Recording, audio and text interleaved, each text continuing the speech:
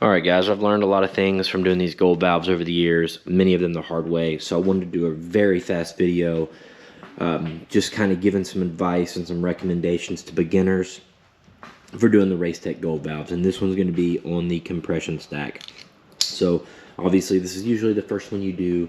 This is the first one that's going to come out of your inner chamber. Mine is over here draining, so this is a 14KX250F, and if you've ever worked on suspension before, you'll know this top piece has to have the peening ground off of it. You can work at it with a file for a while. You want to try to keep it at about a 45, or I just use a die grinder. Just take it slow and be careful, and you can kind of start to work that nut off. And if it starts to catch, just spin it back and grind some more. Spin it off, and it'll start to work that peening off, and spin it back on, grind some more, and you can get that off. My next tip is remember that when you install this gold valve on some models, you'll run out of threads here with the nut, so you'll have to use some other shims you have, or some of your old stock shims, and put them at the very bottom of your stack.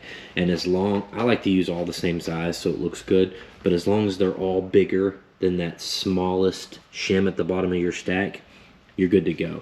So sometimes you'll have to add some at the bottom just to space this valve assembly up so you don't run out of threads for your nut to tighten down. That leads me to my next piece of advice, which is don't tighten this down hardly at all. 25 inch-pounds is the spec from Racetech.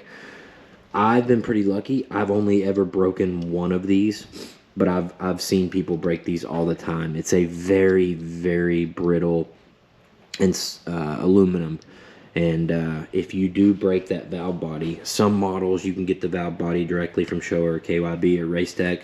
Some of them you can't hardly access it, and if everything going on right now with COVID, it could be even tougher. So put you a dab of Loctite, and that goes to my next piece of advice. Don't put the Loctite on top here and then screw your nut on, because the Loctite gets down in that hole. You don't want that. Dab the Loctite on the side directly onto the threads, then screw your nut down just enough to get it snug, guys. The Loctite's going to hold it. It's not under pressure. And then lastly, if you don't understand how this check plate works, it has to move freely. So sometimes when you tighten this down, you'll catch the check plate and then it won't move. You have to make sure that the check plate is over top of that space sleeve so it can move up and down. And if you've got all that, don't forget your O-ring here, because nothing's going to work right if your O-ring doesn't seal back in the chamber.